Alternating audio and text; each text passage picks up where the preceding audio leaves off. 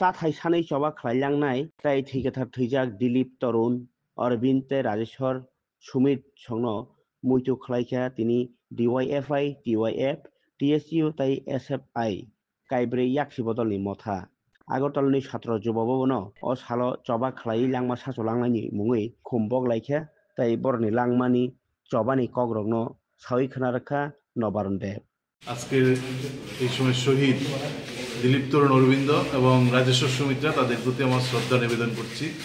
আমাদের চারটি সংগঠন SFI DYFI TSU TF এর পক্ষে 1966 সালে রাজ্যে তীব্র খাদ্য সংকটে রাজ্য জুড়ে বামপন্থীরা খাদ্য আন্দোলনে নেমেছিল। ওই সময় আন্দোলনকে দমন করতে গিয়ে পুলিশ সরকারের নির্দেশে দমন-পীড়ন চালাচ্ছিলেন। 1966 সালের 29 আগস্ট আগরতলা শহরের বুকে একটা সামান্য ঝামেলাকে কেন্দ্র করে পুলিশ আন্দোলনকে দমন করা এবং একটা ভয় থেকে মানুষের উপর আক্রমণ সংঘটিত করেন। এই পুলিশের আক্রমণে উমাকান্ত স্কুলের ছাত্র স্কুলের মাঠেই গুলিবিদ্ধ হন অরবিন্দ দত্ত চৌধুরী।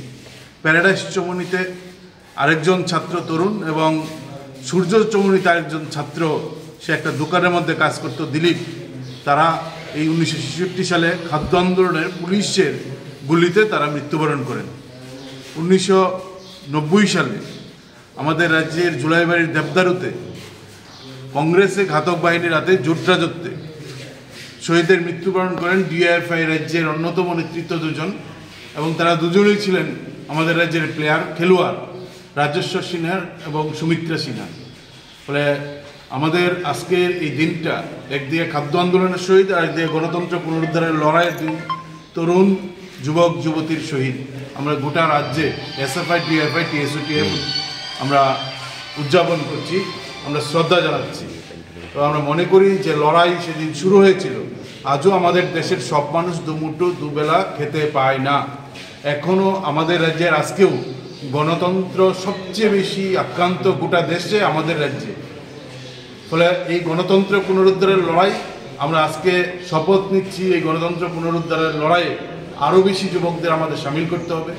গোটা দেশের সব মানুষের পেটে দুবেলা দুমুঠো ভাতের যে মৌলিক অধিকারের লড়াই, এই লড়াইকে আরও তীব্র করতে হবে। এই লড়াই করে অধিকার ছিনে আনতে হবে। এই অধিকার ছিনে আনার লড়াইয়ে আরও বেশি মানুষকে কী করে যুক্ত করা যায়, আরও বেশি ছাত্র যুবককে কী করে যুক্ত করা যায়, সব পেটে ভাত সব হাতে কাজ, এই দাবিতেই আমাদের লড়াইকে আগামী দিনে তীব্র করব। এবং এই দাবি যদি আমরা আদায় করতে পারি, সব পেটে ভাত আর সব হাতে কাজ, তাহলেই আমরা মনে করি আমাদের লড়াই সফল হবে।